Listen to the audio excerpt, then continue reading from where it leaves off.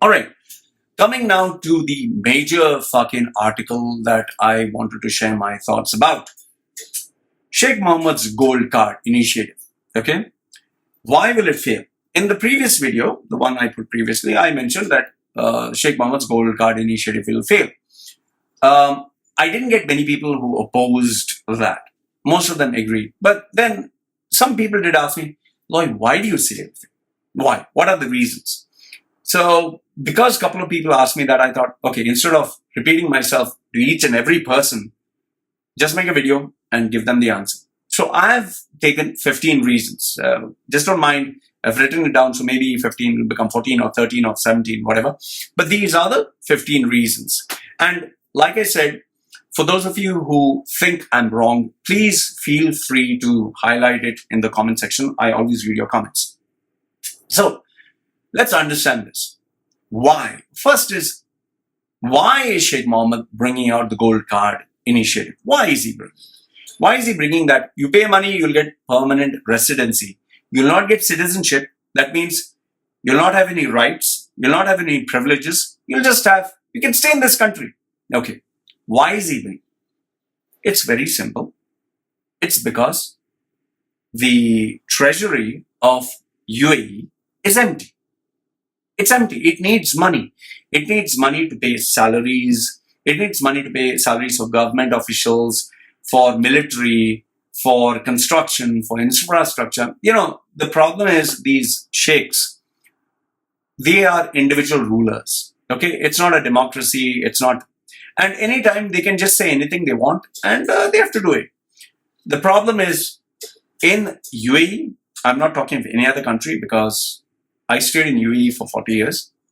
In UAE, how they are getting the loyalty of their citizens is by pampering them, is by bribing them. What do I mean by this? They give free electricity, free water, free medical treatment, supporting the education. Okay, all these are normal perks. But where it crosses the line is when they take loans. These Emiratis, they take loans, and the sheikh suddenly, okay, I'm feeling very generous, I'm kind-hearted, I'll waive off the loans. Yalla. Allah khali. I waived off the loans. So what you're doing is you are depriving them of the lessons, the pain that is needed for them to learn. Every action has a reaction. Everything that you do has a price to pay. They blow up on 1, 2, 10, even 11 credit cards. And what do these locals blow credit cards on? I know it because I've had local friends. They blow it on, not all, but majority of them, on buying expensive stuff they cannot afford, which majority do. Cars. You'll always see a local having a big ass fucking car. Never small. Have you seen a local having a cheap car, a cheap Toyota? No.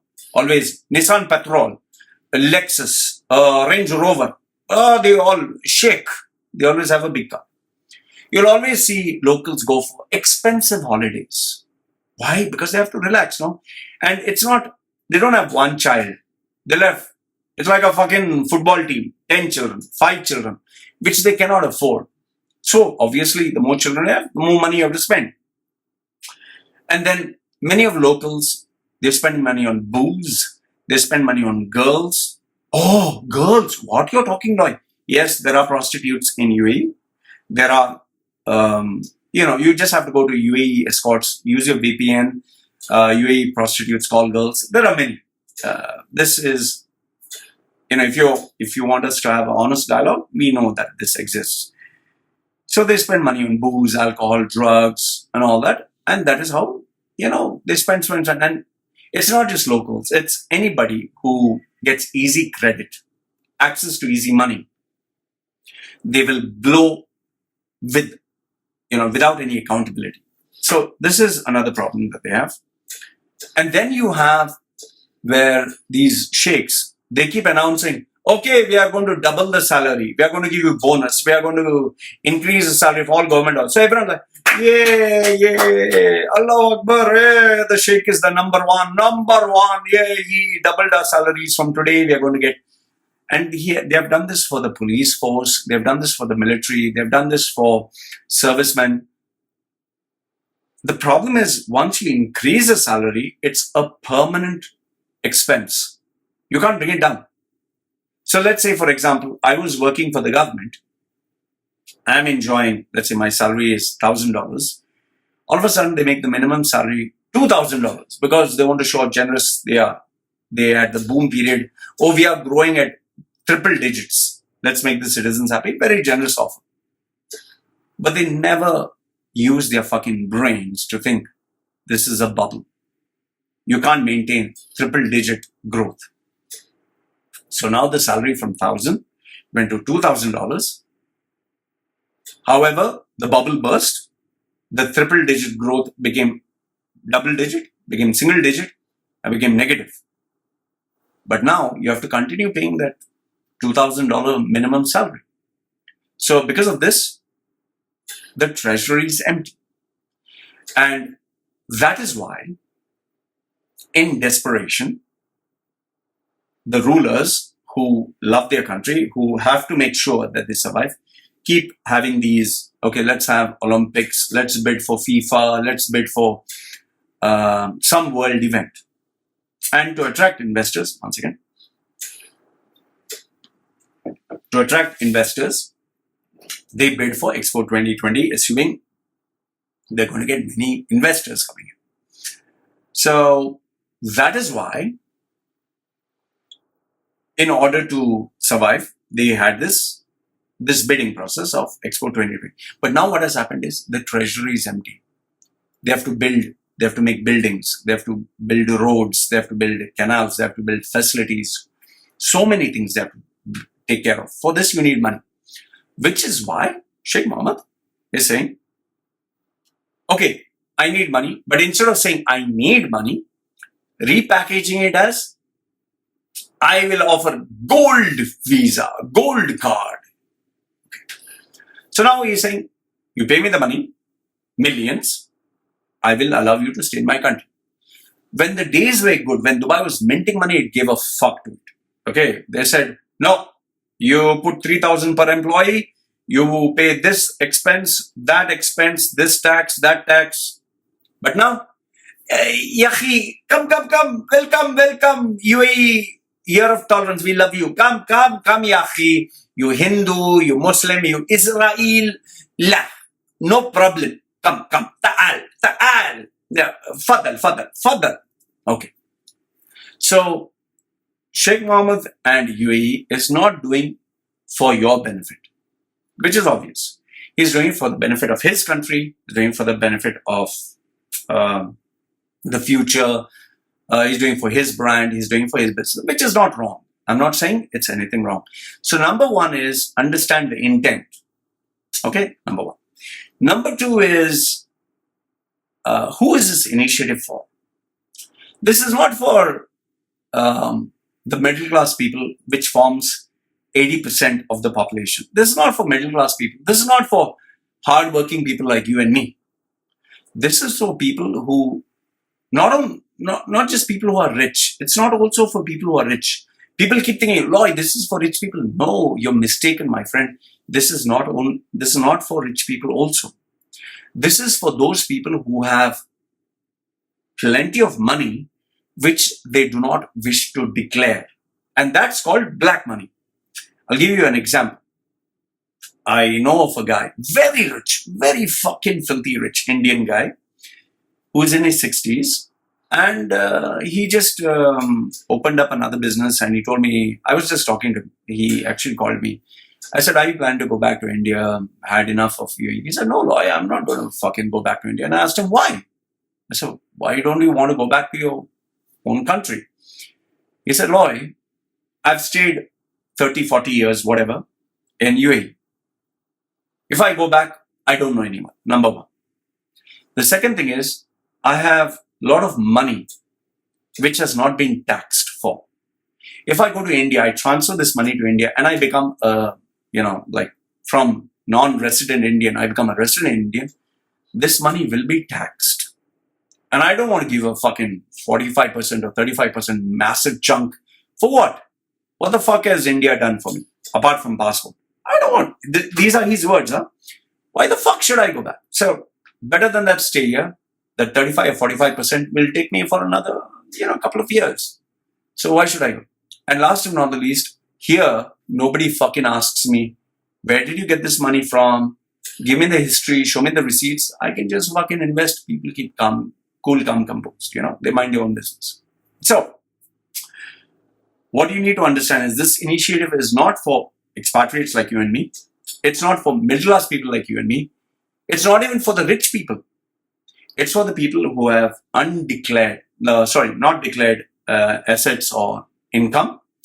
And it's also for those people who have illegal amounts of money.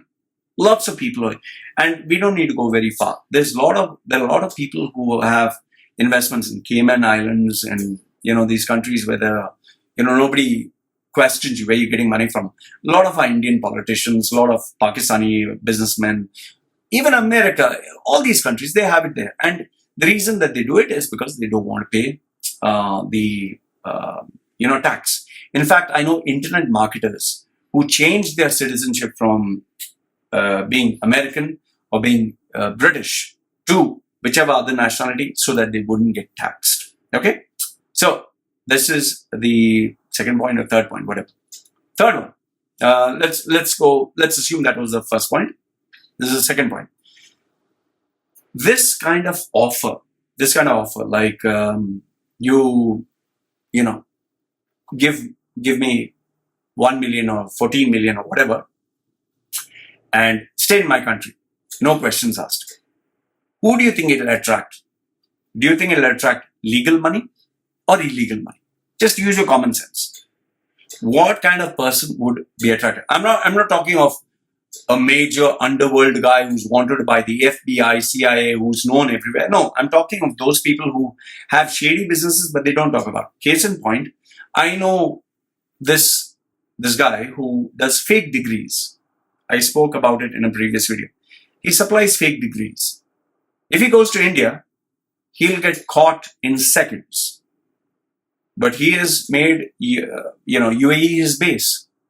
He has all these. He has purchased a Harvard business degree and all that. Nobody's there to fucking question him. He still offers, I'm not exaggerating, he still gives fake MBA degrees. He still gives college degrees. He still helps people go to Canada, Europe, France. He attests all these fake documents. Nobody's there to question him. Nobody. So people like him who keep a low profile, for them, the Middle East or UAE is heaven. Okay? And I'm very sure he will go for this. Very sure. Very, very sure. Okay? So ask yourself, is it legal money or illegal money that will be more attracted here? Third one. Okay, third one. Why Sheikh Mohammed's gold card initiative will fail. Number 3. Here's my simple question to you. Let's assume let's say you won a lottery. You won a lottery. $100 million is in your bank. $100 million is in your bank right now. And you can go to any country in the world. Any country. United States, New Zealand, Australia, Canada, France, Germany, UAE, Saudi, Bahrain, Qatar. Tell me which one among you, after having 100 million in the bank account, is dreaming to go to a Middle East country where, number one, there's a human rights abuse record, where you do not know if there is going to be a war or not, where the laws keep changing every single fucking time, where a local is higher than you, a citizen is better than you, where you can never get citizenship, where there's no future. Would you go to such a country, or would you go to a country where they'll give you citizenship, where they'll give you perks and benefits? I've not met a single individual who has told me, Loy, now that I've the ability of 100 million US dollars, I'll go to Dubai, Loy. Wow. I'll go and stay in Dubai. Not a single fucking person has told me that. Okay? So if you have all the money in the world, why the fuck should someone choose Dubai? Okay? Number 4. Now UAE says will give you a lifetime if you get this. So if you put this money. In fact, they even have this 10-year visa. My question to you here is, do you know what is going to happen next year. I guarantee. Do you know exactly what is going to happen? What the stock market index would be like? How much would the property market? Very accurately. Do you know? Do you know if you're going to be alive or dead? Do you know if a business is going to work? Nobody knows. Nobody knows even what is going to happen fucking next month. In fact, go back 10 years ago. Did you predict 10 years ago where you will be exactly now? What your bank balance would be now? Who you're going to have an affair with? Who you're going to have a relationship with? Who you're going to have a professional relationship? Which company would close down, open? Did you know all this 10 years ago? Did you know of the housing bubble crisis? Did you know of the market crashing? Did you know of the people who cheat you? Nobody fucking knows. Then what is the point of predicting 10 years in advance? What is the point? So this is really stupid. Asking, give me money now, for the next 10 years you're taken care of. It sounds nice. Now, if I were to buy, let's say, for example, give you a very simple example. Let's say I'm buying bottled water. Okay, I always buy bottled water because my wife and baby is there. We drink. Now, let's say the bottled water is $10. Okay, bottled water, $10. Now, the only problem of this bottled water is I have to go take my scooter, which has a compartment at the back, the bigger scooter, and keep it there. So that is why I take only one case of bottled water every 2-3 days. Now let's assume this place that is selling that bottled water, the supermarket, says, if you buy 10, we'll give you a better price. Now, obviously, my brain will operate. Okay, one carton, $10. Now, what is the special price that would tempt me to buy, let's say, 10 cases, which is fairly large? If they would say, Loy, we'll give one case for free, you buy 10. I'd say, no thanks. What's the point of just one case? Let's say they would say, okay, Loy, we'll give 2 cases. Still, I'll be like, I can still afford 2 cases. 3 cases also, so and so. 4 cases, I might think. Okay, if I buy 10, 4 cases, maybe. But if in case they say, Loy, buy 10 cases, you'll get another 5. That is 50% off.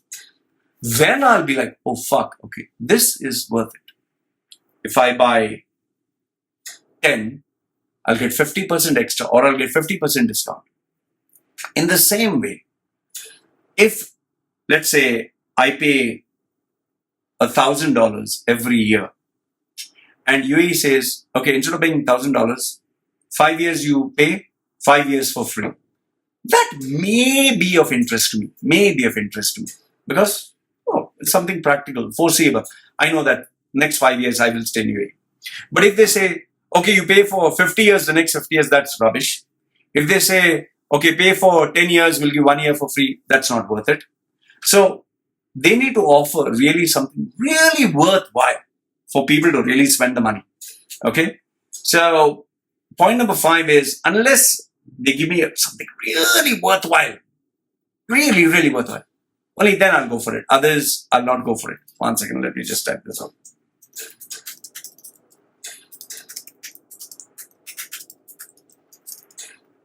Okay. Point number 6. Okay. For those of you who are based in UAE for many, many years, would know about the freehold property. Remember the freehold property fiasco?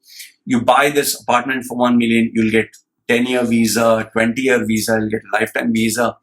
And those days, the classifieds, which are now few pages, 4-5 pages, the classifieds were 30 pages, 40 pages. I'm not exaggerating. The classifieds were like 3 booklets of newspapers. You can correct me if I'm wrong. Those of you who were there in UAE 10, 15 years ago during the property boom. One newspaper, the newspaper was maybe 10, 15 pages. The classifieds were 40, 50 pages. There were 3. Property, then rental, property rental 1, property rental 2, and then classifieds. They were so thick. Remember those days? And everybody was advertising, buy this property for 1 million and get 10 years freehold visa and you can stay in the country. Okay? However, after people purchased it, after they paid the money, When they went to the immigration and said, okay, I've got this property, please give me my 10-year visa. The immigration, sure, what the, sure, 10-year visa, sorry, you go land department, you go there. Then you'd go to the land department, excuse me, my 10, yahi, this is not land department, you have to go to immigration, the visa, sure, the end. You go back and forth, and finally, you're like, where the fuck do I go? And then when the property market fucking crashed, the government came out with a new rule, official, that no, just because you buy a property doesn't mean that you're going to get visa and all. Then when the backlash came, they said, okay, if you're an investor, you get an investor's visa. But by the time, millions of people, millions, not thousands, millions of people lost their savings. And this was all brushed under the rug. So the point of what I'm trying to tell you is these laws that keep changing, that is unpredictable. This makes UAE or the Middle East a very volatile place to invest. Because you do not know what the fuck they're going to do tomorrow, what the fuck they're going to say tomorrow. They can change. It's run by a fucking king. It's run by a monarch. They can change their fucking laws. And this is a major problem. Okay? 1 second. Okay, so the main, remember this, when you're in a country which has democracy, if they have a stable law, you'll invest there. But if the laws keep changing every fucking couple of months, you'll be like, boss, might as well keep my money for me. Sticking with the property, number 7, the property, for those of you who have invested in Emaar or Nakil properties, or you know someone, correct me if I'm wrong. Once after you purchased it, there was a big surprise and a lot of complaints about they have to pay service charge, they have to pay maintenance charge, they have to pay gardening charges, water purification, there's so many extra charges which were not mentioned in the initial contract. And for those who have taken these contracts, found out the hard way that there was a thin, fine line that said that the landlord can change the laws, or the landlord can add sub-clauses, but the tenant cannot. So hidden charges is another major problem, or hidden laws, sub-clauses is another major problem why the Gold Card initiative will fail. Because maybe today you can put, let's say, 1 million or $10 million or whatever. Tomorrow they'll suddenly, let's say, one ruler died, the next one came, sorry, this was before, we are making the new rules. What the fuck you can do? Tell me, you can take the ruler to court, you can take him to an international tribunal, you can't fucking do anything. It's not your fucking country, you don't have any fucking rights. Number 8. Sheikh Mohammed, shared this wonderful tweet. Don't get me wrong, like the guy, however, I got to call a spade a spade. In the tweet, he said, the permanent residency golden card will be granted to exceptional talents. Now, full stop there. Exceptional talents. What exceptional talents? What, cooking, cleaning, gambling, construction? Who evaluates these exceptional talents? On what basis do you call this exceptional? Like, for example, I have tattoos on my face. Is that an exceptional talent? I'm able to speak and influence. Is that exceptional talent? What do you define as exceptional talent? Maybe a porn star can say, I am able to have 60 orgasms a minute. That's an exceptional talent. What do you define as exceptional? See, when you come up with vague phrases like this, it leads to anyone's imagination. What the fuck is an exceptional talent? Being able to finger myself and give myself a blowjob is exceptional talent. Or let's say Warren Buffett is an exceptional talent, or Mark Zuckerberg is an exceptional talent. Gold card is granted to exceptional talents. What do you bloody mean by that? Okay. So that's point number 8. Point number 9 is same with regards to the tweet that he gave. He said, we launched this golden card to grant permanent residency to investors, and investors, I understand, exceptional doctors, exceptional engineers, exceptional scientists, and exceptional artists. Okay. Can you tell me in UAE, give me the name of one exceptional engineer, one exceptional scientist, one exceptional artist, one exceptional doctor. Please give me. Give me the name of one exceptional physicist in the whole of the Muslim world of Arabs. They believe in the Quran. They believe in Allah. You expect them to, say, get a Nobel Peace Prize for evolution, a Nobel Peace Prize for science? I've not heard since the last maybe 100 years, not a single Arab Muslim get a Nobel Peace Prize for science, for maths. Maybe I'm wrong. Correct me if I'm wrong. Maybe one. Just give me one. Give me one exceptional doctor, one exceptional engineer who's in UAE. I can't think of any. And here's the thing. UAE is known for what? UAE is known for construction. UAE is known for the biggest erection, that is Burj Khalifa, the biggest shopping mall, the gold-plated Ferrari, Dubai police having expensive cars. UAE is not known for intellects. UAE is not known for education. UAE is not known for anything worthwhile, only superficial stuff, only construction. So UAE is known for all that. So why are you forgetting your roots? Your roots were from desert to construction to gambling, women, fast life, black money coming in, biggest, richest and all that. It is not known for science. It is not known for education. It is not known for quality, anything. So number 9 is what scientist, what invention, what doctor, engineer, artist. Okay. Point number 10. Now they are saying you invest millions, 10 million, $1 million, whatever, and you can stay in the country. My challenge to you is this. You can take a free zone visa, which is maybe $3,000 or $5,000, say maximum $8,000. Okay. You can take a free zone visa and you can renew it every year. So if you don't want to renew it next year, finished. So you pay 1 year, 2 year, 3 years. So maybe, let's say $10,000. 3 years, $10,000. You took a free zone visa from Sharjah, Hamriyah free zone, or Fujairah free zone, or Ajman free zone, or Dubai free zone. Okay? $10,000, 3 years, 30,000. So why should you spend 1 million when you could do the same with $30,000? Why should you lock all your money for lifetime when maybe you don't want to stay? And let's assume you die. So the rest of the money goes to your family.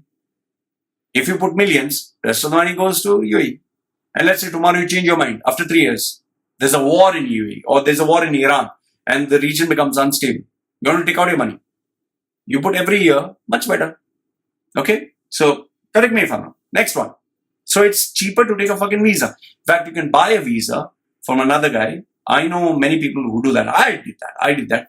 I did it for, I'm not exaggerating, $1,000 for 3 years. I got $1,000 for 3 years for my friend.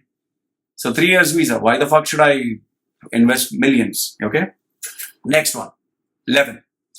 The expenses in UAE have never gone down. If you check the 70s, the cost for a studio apartment, one bedroom, 2 bedroom, 70s, then go to 80s, it has increased. Go to 90s, it jumped even more. Go to 2000s, it jumped even more. Go to the 2010s, the 20s. It has never gone down. Yes, during the month of, say, Ramadan or the same, 1-2 dirhams down, it has come down. Property prices, okay, agreed. But the lifestyle has only gone up. The expenses only gone up. Yes, the salaries are gone up, but it has not matched the expenses. So why should you invest in a country where inflation is never under fucking control? Okay? So that's point number 11. Point number 12, I think, is a repeat of what I said before, is UAE laws change every month. Let me just mention it here so I don't have to repeat it. Like I said, okay. Point number 12 is, now this one is in terms of staying there.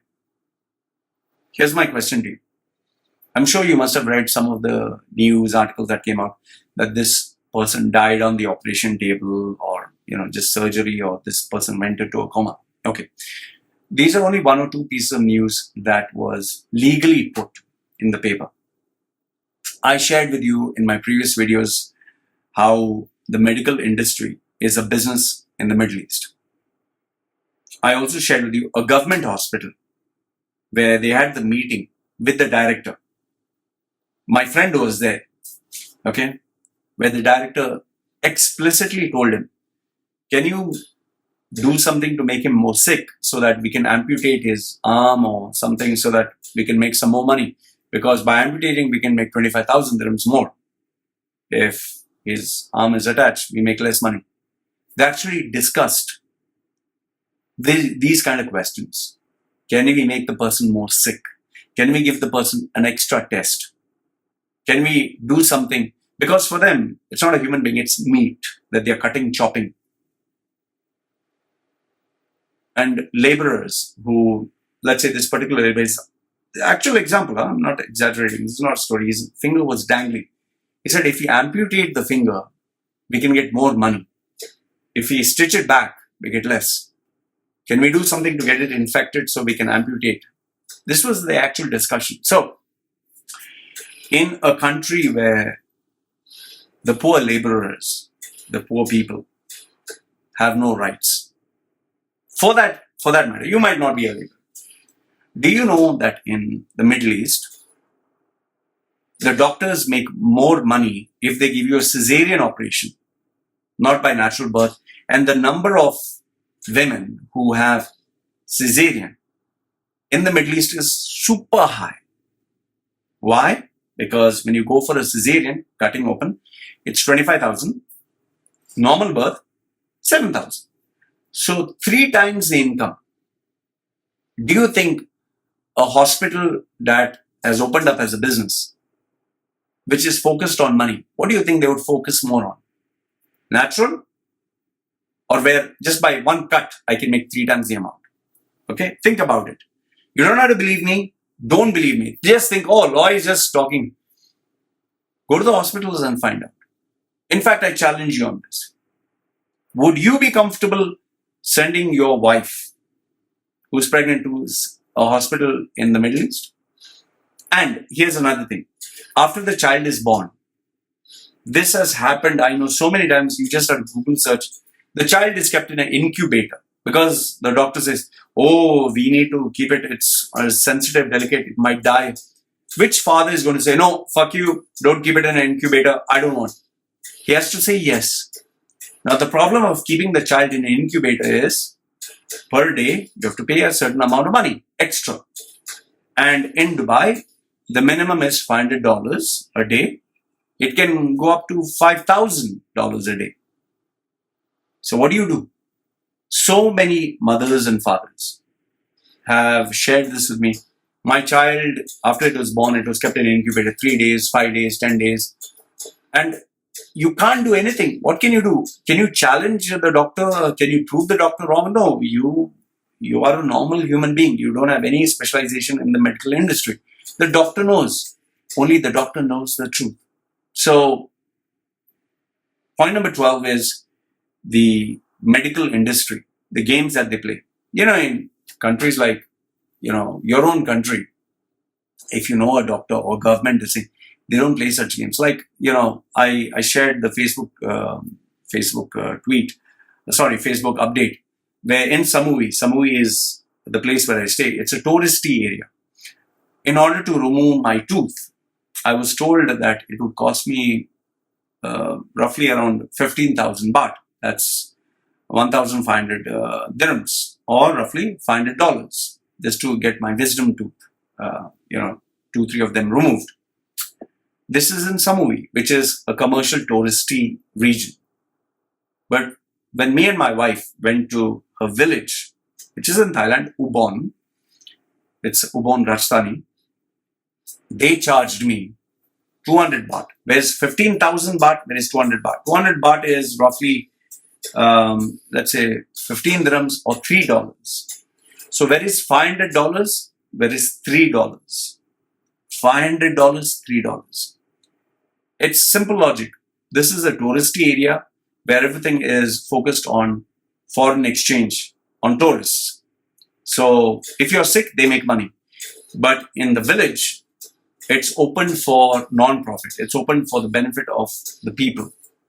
And that is where they charge you the bare bones, the minimum. In the same way, UAE is a place where people come and go, expats come and go, tourists come and go. They have to make money there. And the medicine is a business. Point number 13 is children. Why Sheikh Mohammed's initiative Gold Card will fail is, here's my question to you. Does UAE offer citizenship? The answer is yes or no. It doesn't offer citizenship. So when it doesn't offer citizenship, you're in no man's land. That means, like for example me, I have an Indian passport, but I stay in UAE. But UAE is not my country. And I've never been to India. So because I've never been to India, I don't know India. So when my children are born, let's say my children are born by default, they get an Indian passport. Now, they stay in Dubai for 30 years. They don't know India. They don't know any other country. They only know UAE. One fine day, UAE changes its laws and says all expats fuck off or pay 100 million if you have to stay. And maybe they can't afford. Where the fuck will they go? They'll go back to India. And in India, they'll be, fuck, I don't know anyone. So, children and their future. That is a major problem. And if nothing else, UAE being so fucking hot, where the temperature goes 45 degrees and above, where do these kids get to play? Can you take your children at 12 o'clock in the afternoon to a park? Let's say in Europe you can. Can they go out for cycling? No, they can't play. So they're sitting at home and what do? Be with the computer, the iPad, the iPhone. They have no place to play. In any place they go, you have to pay money. Whether they go summer camp, whether they go swimming, anywhere. So their life is artificial. And, the friends are temporary. The neighbors are temporary. So it does impact children. Point number 14, why Sheikh Mohammed's Gold Card initiative will fail is, as long as you stay in UAE, the UAE citizen, the local shokal, is always superior to any other expatriate. Forget all the bullshit they tell you, year of tolerance, we are equal. Just go and see the salary scale of a local versus expatriate. And yes, local to Gora, Western passport, that is US, UK, Australia, to South Africa, to let's say Indian, Pakistani, Sri Lankan, Bangladesh, same job profile, check the difference. You would know what I'm talking about. And if in case, let's say a local versus an expat, who do you think the law will favor? Will it favor the Arab Muslim? Or would it favor, let's say, the Christian or the Hindu from India?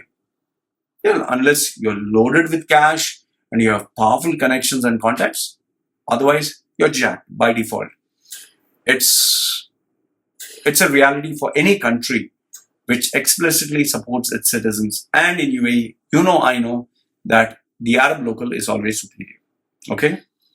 You can prove me wrong. It's up to you whether salary structures have difference. Point number 15, why Sheikh Mohammed's Gold Card initiative will fail is, look at the people who have taken the visas. Look at the individuals. For example, the people who have taken the 10-year visas. Just look at their photographs. Are they young? Are they people in their 20s? Are they? Yes. Are they? No. Most of them are old people who are in their 60s, who are going to one step closer to their grave. Why? Because they know they have nowhere else to go. They know that this is the only place where I can go to. So the problem is, These visas are good for people who know that there is no other place they can go to, there's no other country they can go to. This is the only place where they're going to live and they're going to die. People who are young, people who are dynamic, people who have a vision for the future, they don't want to be tied to a country where they know the laws do not favor them. They want, let's understand this much.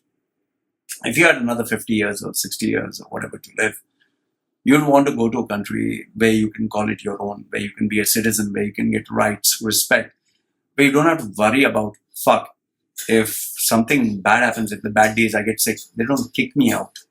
So I would just say that look at the profile of the people who finally take this visa.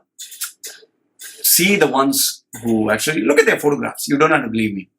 See if they're young or see if they're old. And you would, by default, know that the ones who are taking the visa, the profile is either people who have too much excess money or they are one step closer to their grave. But you'd never see someone who is young, promising. And even if you do see, I can challenge you this much, it'll be just one. Just for publicity's sake, they'll show this one or two and make that person the poster boy. It's like Lionel Messi marketing Expo 2020, just one young thing, not the rest of the world. So these are my 15 reasons why Sheikh Mohammed's Gold Card initiative will fail. I leave it to you to prove me wrong. You can tell me, Law, you're wrong. What you have said is total garbage. I'm very open. You can put it in the comment section below. I'll not delete it. Let's keep an open dialogue, and I look forward to hear what you have to say.